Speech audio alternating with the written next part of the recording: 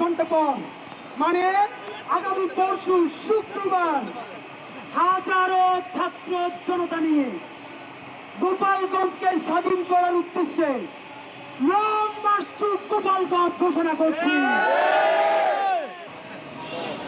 মাননীয় আর্মির চিফ, পুলিশের আইজিপি এবং ইন্টারিম বাহাদুর, যত্ন নিয়ে শোনেন। যেই দিনে আমার 6টা ভাই শহীদ হয়েছে, সেই শহীদ হওয়ার তিনি যখন রাজপথে নামতে হলো, তাদের জন্য দুরূদ পড়ে মাগফিরাত কামনা করতে না পেরে এই বৃষ্টির মধ্যে রাজপথে দাঁড়াইতে হইল। চাইলে রাখেন, ইনসাফের বাংলাদেশ কায়েম হওয়ার আগ পর্যন্ত এই রাজপথ আমরা থাকবে না। গোপালগঞ্জ থাকলে পুলিশের আইজিপি থাকতে পারবে না।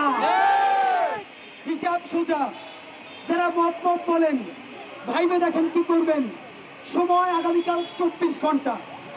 এই 24 ঘন্টার মধ্যে গণহত্যাকারী, ফ্যাসিস্ট, জঙ্গি, প্রত্যেকটা আওয়ামী লীগের বদমাইশ খুনিগুলা যারা গোপালগঞ্জে পালাই আছে, দেশ বিরোধী রাষ্ট্রদ্রোহী ষড়যন্ত্র করতেছে, আমার পুলিশ ভাইকে আক্রান্ত করতেছে, গাড়ি পোড়াই দিতেছে, ইউনোর গাড়ি আক্রান্ত করতেছে, আমার জুলাই যোদ্ধা ভাইদেরকে জান শেষ করে দেওয়ার জন্য আক্রমণ করতেছে। 24 ঘন্টার মধ্যে মাটির নিচ থেকেও ওদেরকে ধৈর্য না যদি বিচার করার উদ্যোগ গ্রহণ করা না হয়, সন্ত্রাসীদের অভয়ারণ্য গোপালগঞ্জকে যদি ছাপা করা না হয়, আগামী 24 ঘন্টা পর মানে আগামী পরশু